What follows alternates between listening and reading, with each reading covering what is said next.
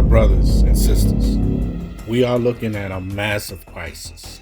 22 million Americans depend on the Affordable Care Act subsidies to survive. At the end of this year, those subsidies vanish.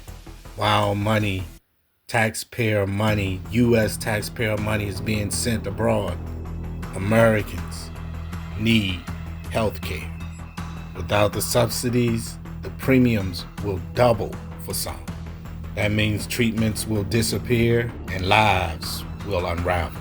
Congress argues, leaders bicker, but the American people wait in fear.